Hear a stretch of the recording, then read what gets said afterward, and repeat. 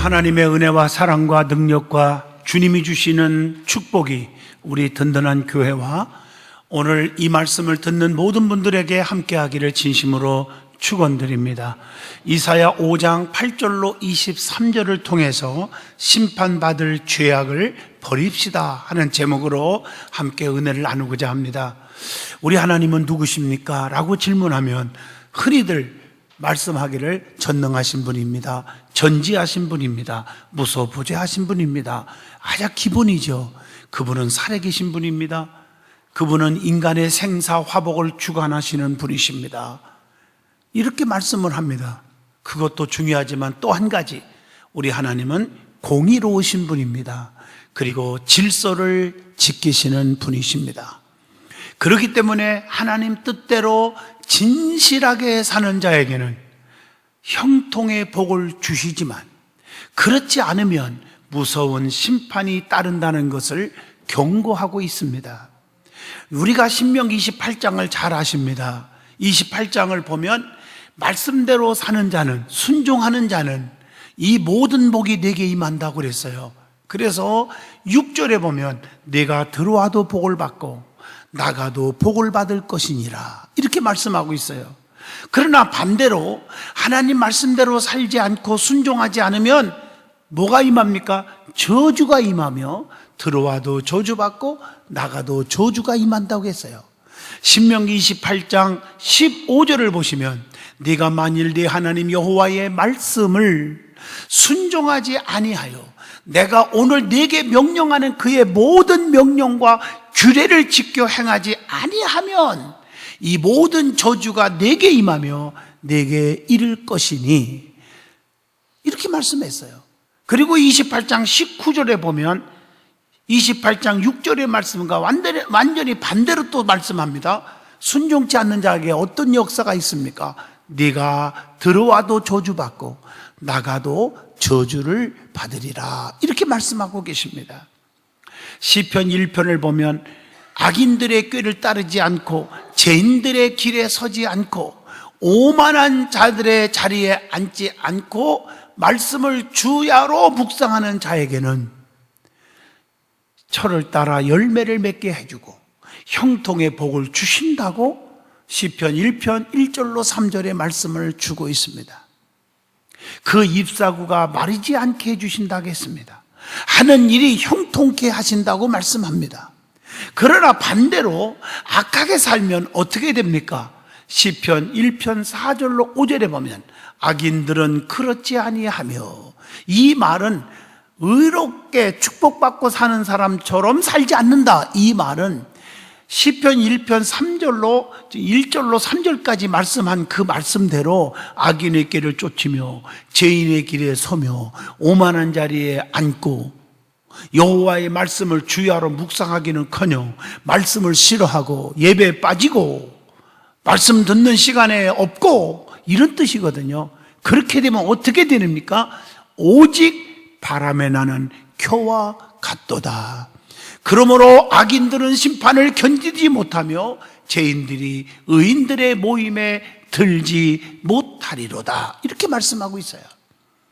오늘 본문 말씀을 잘 보시면 이스라엘 백성들의 죄악성을 말씀하시면서 그렇게 죄를 짓고 살게 되면 하나님께서는 공의로우신 분이다, 무서운 심판이 있다 이렇게 경고하고 있는 메시지입니다. 이스라엘은 탐욕과 쾌락과 물질 지상주의, 가치관의 혼돈, 지적 오만, 방탕, 사악한 풍습 등등으로 말미암아서 사회 전체가 병들어 있었다고 말하고 있습니다. 이스라엘은 하나님의 그 엄청난 기대감을 여지없이 무너뜨려 버렸습니다.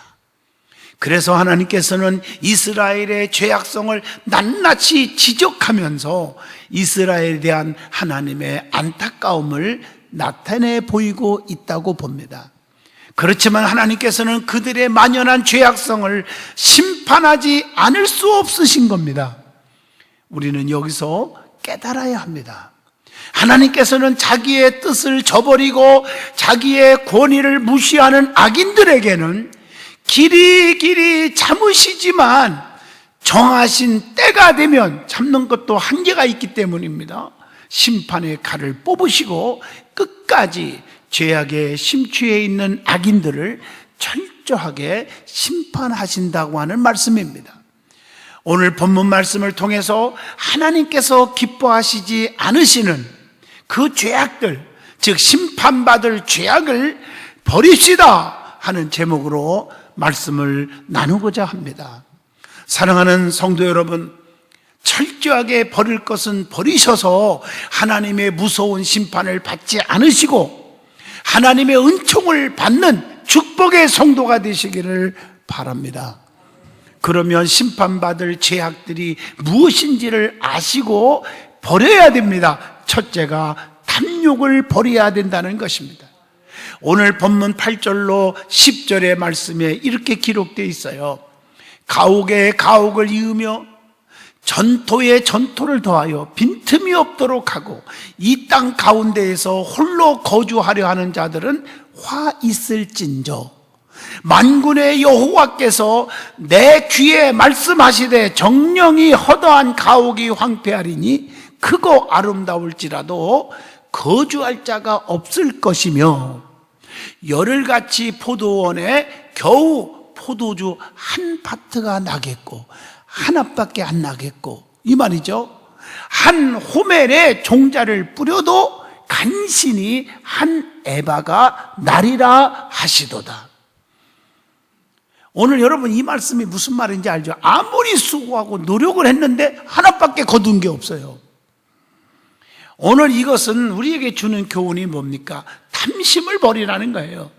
탐심을 가지면 어떻게 되느냐는 거예요. 디모데전서 6장 9절에 보면 부하려 하는 자들은 시험과 올무와 여러 가지 어리석고 해로운 욕심에 떨어지나니 곧 사람으로 파멸과 멸망에 빠지게 하는 것이라, 이렇게 말씀하고 계십니다. 그래서 탐욕이라는 것은 그 욕심이 너무 지나치면 올무와 함정이 된다는 거죠.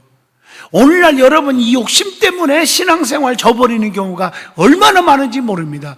자기가 출세하기 위해서, 자기 욕심을 채우기 위해서 하나님 앞에 나오지를 않는 거예요. 물질의 욕심 때문에 특별히 영혼의 생명을 잃어버리게 된다고 마태복음 19장 22절을 통해서 교훈하고 있지 않습니까? 누가복음 14장 18절을 보면 물질 때문에 천국 초청을 예면하게 된다고 말씀하고 있습니다.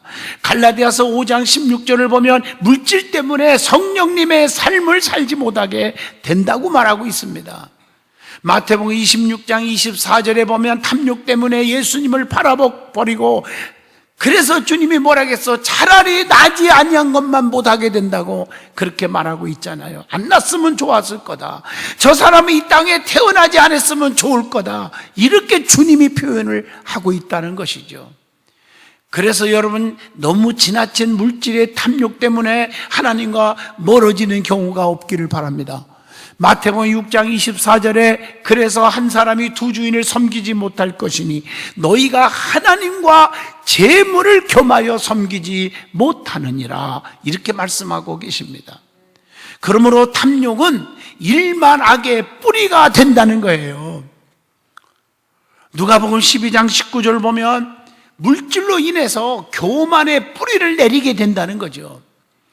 요한복음 13장 2절을 보면 물질로 인해서 배신의 뿌리를 내리게 된단 말이에요. 가룟 유다처럼.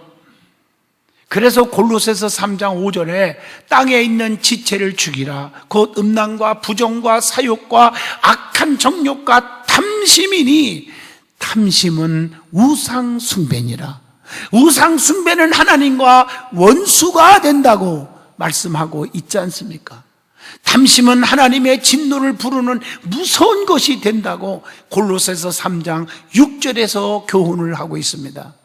뿐만 아니라 탐심이 있으면 탐심은 찌르는 가시가 된다.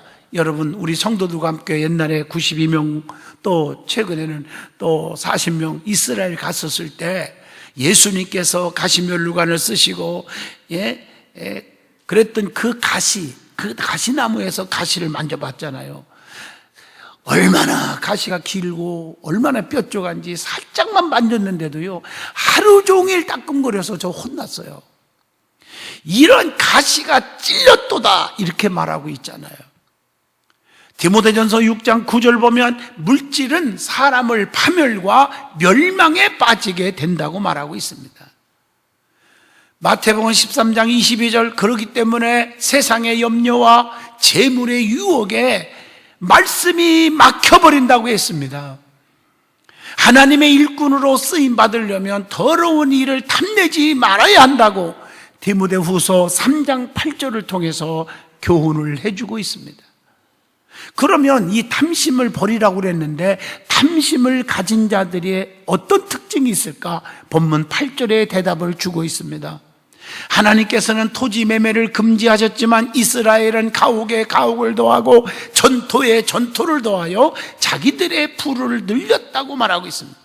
매매를 할 때는 50년을 주기로 돌아오는 희년에 돌려주게 되어 있었는데 탐욕을 가진 부자들이 하나님의 법을 어기고 토지와 가옥을 사들여 자기의 소유를 만들므로 하나님께 범죄했다고 말하고 있습니다. 하나님께서는 부당한 이득을 취하면 안 된다고 하박국 2장 9절에서 교훈을 주고 있습니다. 자, 그러면 탐욕을 버리라고 그랬는데 탐욕을 가지면 어떻게 되느냐는 거예요. 그것이 본문 9절에서 10절로 말씀해 주고 있습니다. 가옥이 황폐하게 된다. 포도원에 겨우 한 바트만 나고 한 호멜의 종자를 뿌려도 한 에바만 나게 된다. 이렇게 말하고 있단 말이에요. 평년작의 10분의 1 정도의 소출을 얻게 되는 궁핍한 일이 생기는 결과가 반드시 온다는 거예요. 자, 우리가 학개서 1장 6절 보면 너희가 많이 뿌릴지라도 수확이 적으며 땀을 흘리면서 고생을 하고 열심히 씨를 뿌렸는데 수확이 없어요. 레위기 26장 26절 보면 너희가 먹어도 배부르지 아니하리라. 아무 효과가 없어져 버린단 말이죠. 그래서 우리는 탐욕을 버리고 살아야 될 줄로 믿습니다. 이스라엘 백성들이 출애굽할 때에 하늘에서 막 먹을 것이 막 내려왔어. 하나님이 주셨어. 하루분만 거두라고 그랬는데 욕심을 부리고 막 어떤 분들은 이틀분, 어떤 분은 한 주간 거, 어떤 분은 한 달 거 막 이거 웬 떡이냐고 쫙 그거 보았는데 그 다음날 어떻게 됐어요? 다 썩어서 악취로 아마 병균으로 천지진동했을 거예요. 아마. 여러분, 욕심을 버리라는 거예요. 자, 두 번째, 독주를 마시고 술에 취하면 안 된다는 거죠. 본문 11절로 12절을 보십니다. 아침에 일찍 일어나 독주를 마시며 밤에 깊도록 포도주에 취하는 자들은 화 있을진저 그들의 연회에는 수금과 비파와 소고와 피리와 포도주를 갖추었어도 여호와께서 행하시는 일에 관심을 두지 아니하며 그의 손으로 하는 일을 보지 아니하는도다. 여러분 보세요. 하나님의 일은 전혀 관심이 없고 세상에서 향락 즐기고 그냥 포도주 마시고 그런 일에만 관심을 잔뜩 갖고 있다는 거죠. 이사야 선지자는 아침에 일찍이 독주를 따라가며 밤이 깊도록 머물러 포도주에 취하는 자들은 화가 있다고 선포하고 있는 것입니다. 그러므로 성경에 술 취하지 말라 이는 방탕한 것이라고 그랬어요. 술 취한 자의 결과가 무엇입니까? 본문 22절에 화가 있다고 말했습니다. 이사야 28장 3절 보면 면류관이 발에 밟힐 것이라고 그랬어요. 아무리 상을 많이 받아도 징검징검 밟히는 것이 되어버린다. 나홈서 1장 10절을 보면 지푸라기 같이 다 타서 그냥 순식간에 없어져 버린다. 아무리 쌓자 하늘 끝까지 재물을 쌓아도 하루아침에 다 타서 없어진다 그 말이에요. 바람에 난 겨와 같도다 하는 말씀이 이루어지는 거지요. 고린도전서 6장 10절 보면 하나님 나라의 유업을 받지 못하리라고 그랬어요. 창세기 9장 21절 보면 포도주를 마시고 취하여 그 장막 안에서 벌거벗은지라. 이 말은 벌거벗은 자같이 수치를 당하게 된다는 말씀입니다. 창세기 19장 33절 보면 그 밤에 그들이 아버지에게 술을 마시게 했다. 그래서 실수를 하게 만들었단 말이에요. 죄를 저질렀단 말이에요. 다니엘서 5장 23절 보면 하나님께 영광을 돌리지 않게 했다, 이렇게 말하고 있습니다.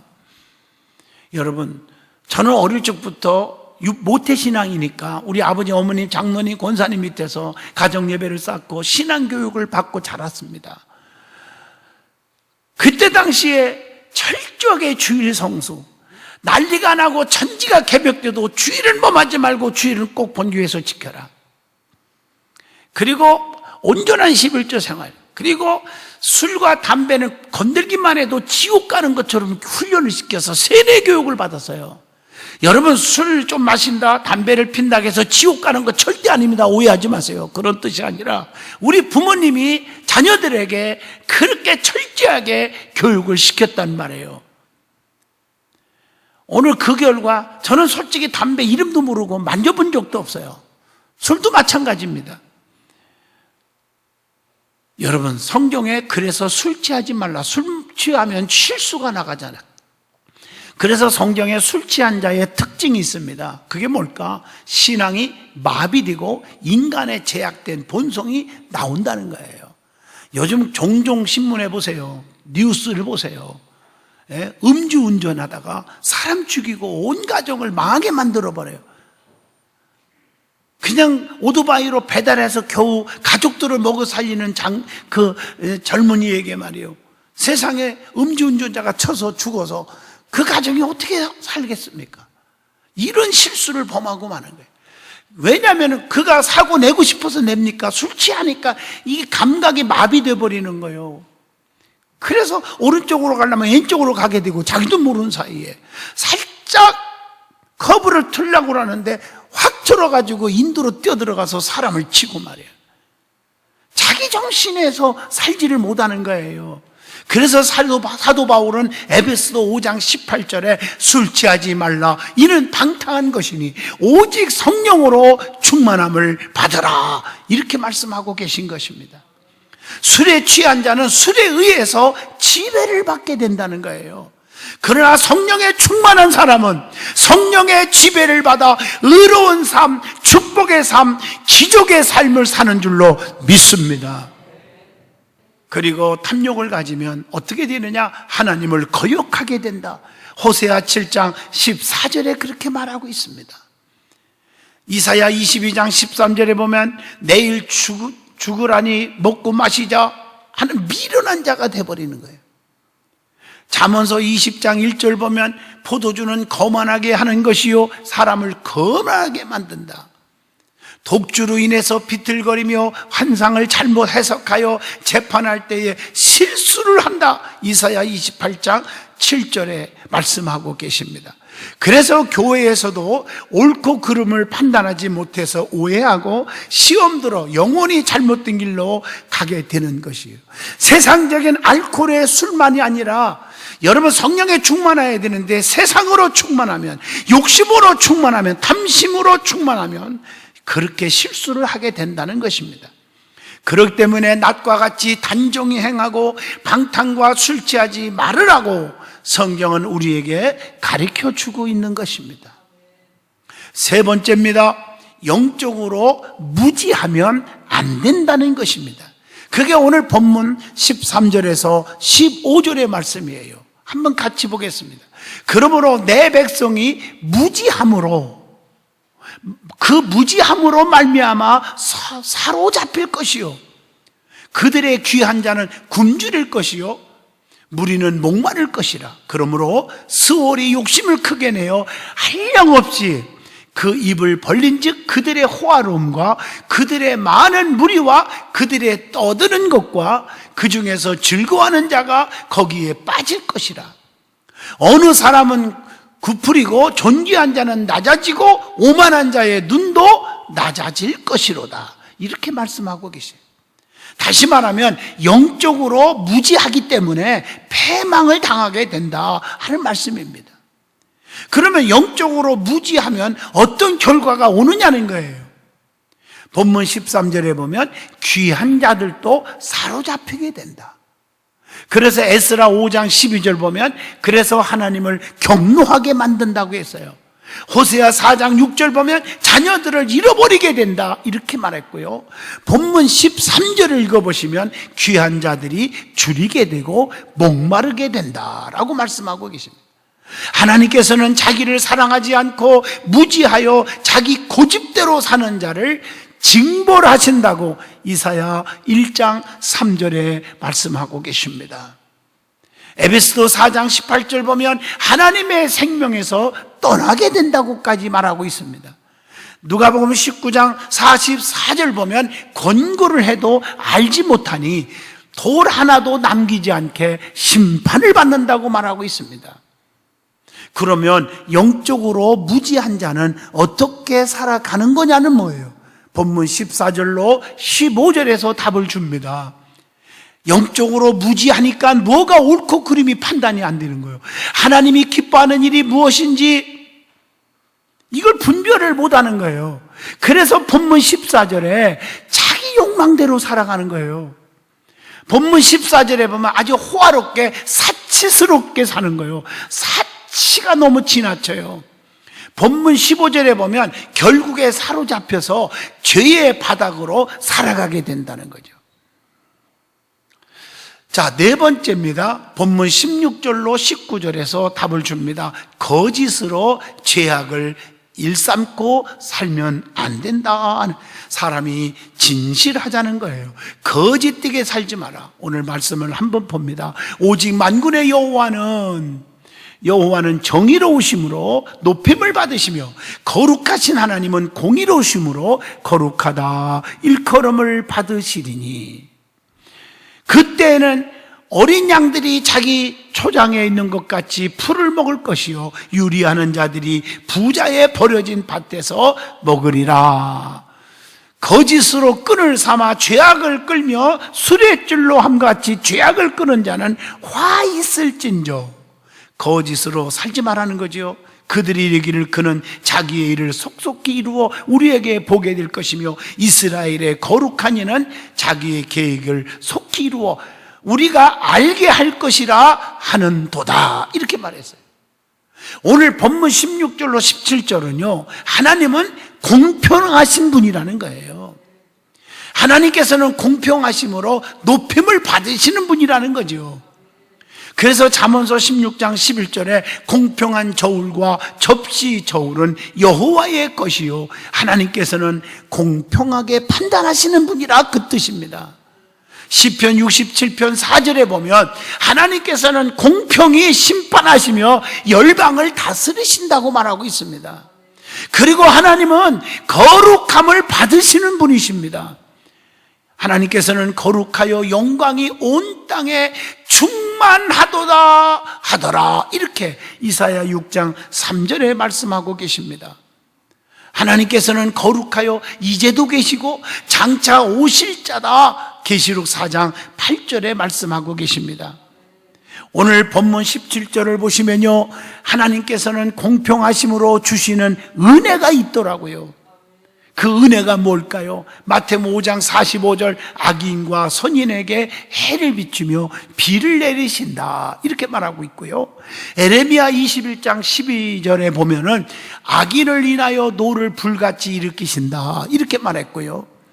또 시편 1편 3절로 4절 보면 선한 자에게는 뭘 주신다? 형통을 주시지만 악인들은 바람에 나는 겨와 같이 되게 한다고 말씀하고 있습니다. 신명기 28장 6절 보면 하나님 말씀대로 순종하기만 하면 나가도 복을 받고 들어와도 복을 받는다. 하는 일마다 잘 된다. 그런데 순종치 아니하면 신명기 28장 19절에 네가 들어와도 저주받고 나가도 저주를 받으리라 이렇게 말하고 있어요. 다섯 번째입니다. 거짓으로 죄악을 일삼으면 안 된다. 이게 18절로 19절의 말씀입니다. 진실하게 살자는 거예요.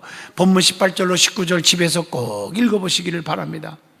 그 말씀을 잘 보시면 18절에 어디를 가나 죄악을 행하고 다니는 자는 죄악을 행하면서 다니는 자는 화가 있다고 말하고 있습니다. 사도 바울은 골로새서 3장 9절을 통해서 거짓말은 옛사람의 행위이기 때문에 행위를 벗어버리라고 말했고요. 시편 120편 2절에 보면 거짓말을 하는 자는 하나님 앞에 서지 못하게 된다고 말했어요. 그러면 거짓된 자는 어떻게 되느냐는 거예요. 에레미야 5장 12절 보면 하나님을 인정하지 않는다는 거죠. 시편 5편 6절 보면 하나님께서는 거짓을 싫어하신다는 것을 보여주고 있습니다. 에스겔 13장 8절에 보면 거짓되게 살면 하나님께서 치신다고 말하고 있어요. 시편 59편 12절 보면 거짓말을 하다 보면은 교만해진다는 거예요. 교만해진다. 계시록 19장 20절 거짓 선지자 노릇하면 유황불에 던져짐을 받는다, 이렇게 말하고 있어요. 마지막 6번째입니다. 본문 20절로 23절 집에서 꼭 한번 읽어보셔야 됩니다. 선과 악을 바꾸면 안 된다는 말씀입니다. 이사야 시대에 보면 4종류의 사람들이 있었어요. 아직 빛을 받지 못한 어둠에 속한 사람들이 있었어요. 범죄하고도 회개하지 않는 자도 있었어요. 또 뇌물에 팔려온 타락한 재판장들도 있었어요. 또 하나님의 심판을 두려워하지 않는 패역한 비루들이 있었다고 말하고 있습니다. 이런 자들은 본문 20절에 보니까 단 것을 쓴 것으로 삼고 산다고 했고, 이런 자들이 화가 임할 것이라고 말씀을 하고 있습니다. 그렇기 때문에 우리 믿음의 사람들은 모든 것을 거꾸로 해석하면 안 되는 거예요. 의로운 것을 악하다, 악한 것을 선하다, 이렇게 하면 안 되는 거잖아요. 일을 하지 않고 망한 일만 골라서 하면 안 되지 않습니까? 말라기 3장 15절 보면 교만한 자를 복되다 하면 안 되잖아요. 성경대로 바르게 전해야 되고 바르게 받아들여야 하는 것입니다. 그리고 본문 21절 말씀처럼 스스로 지혜롭다 하며 스스로 명철하다 하는 자들은 화가 있을진저 그랬단 말이에요. 계시록 3장 17절을 보시면 부족한 것이 없다 하지만 곤고한 것과는 먼 것을 알지 못하는도다 그랬단 말이에요. 호세아 12장 8절을 보면 죄와 불의를 발견하지 못한다고 그랬어요. 그러므로 악인을 의롭다 하고 의인에게서 그 의를 빼앗아가는 자에게는 화가 임할 것이라 라고 말씀한 겁니다. 야고보서 5장 6절 옳은 자를 정죄하면 안 되는 거죠. 잠언서 17장 15절 이런 자들은 하나님을 미워하는 자들이라고 말하고 하고 있습니다. 잠언서 17장 23절에 보면 뇌물을 받고 재판을 굽게 하는 자가 돼서는 안 된다. 결론적으로 말합니다. 하나님은 심판을 정확히 하시는 분입니다. 시편 138편 6절 하나님은 높이 계셔도 낮은 자를 하감하시며 멀리 계셔도 교만한 자를 다 하신다고 했고요. 139편 1절로 4절에 보면 주님은 다 살펴보시는데 내가 안고 일어까지도 다 하신다고 말씀하고 계십니다. 그 하나님은 우리는 속일 수가 없는 거예요. 다 하시고 계세요. 그렇기 때문에 하나님은 진실을 원하시는 거예요. 그 진실 속에 지금까지 하나님이 안 지켜주셨으면 우리는 어떻게 될 겁니까? 내가 나딘 것은 내가 잘나서가 아니라는 거예요. 그래서 늘 은혜에 감사하는 마음을 가지고 살자. 이게 진실입니다. 다음 주일이 추수감사절입니다. 우리는 진정으로 감사를 준비해서 예배를 드려야 합니다. 그 감사는요, 여러분들이 꼭 물질을 많이 드리는 것만이 아닙니다. 제일 중요한 것은 마음으로 감사합니다. 우리의 심령 속에 하나님의 은혜에 감격스러운, 그리고 감사가 연발하는 그런 사람이 되어야 합니다. 두 번째는 마음이 있으면 두 번째는 몸으로 감사하는 거예요. 이 은혜를 어떻게 갚을까? 그래서 교회에서 성가대로, 교사로, 안내원으로, 차량으로, 식당으로 모든 봉사로 헌신하는 거예요. 열심히 교회 열심히 하는 우리 지역장님들, 구역장들, 그게 감사해요. 감사. 하나님 은혜에 감사해서 열심히 헌신하는 거예요.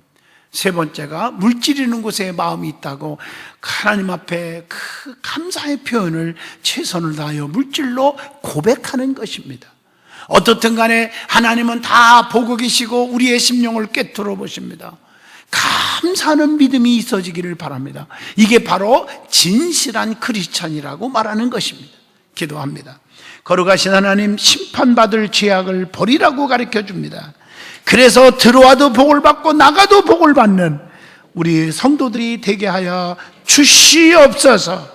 예수님 이름으로 기도합니다. 아멘.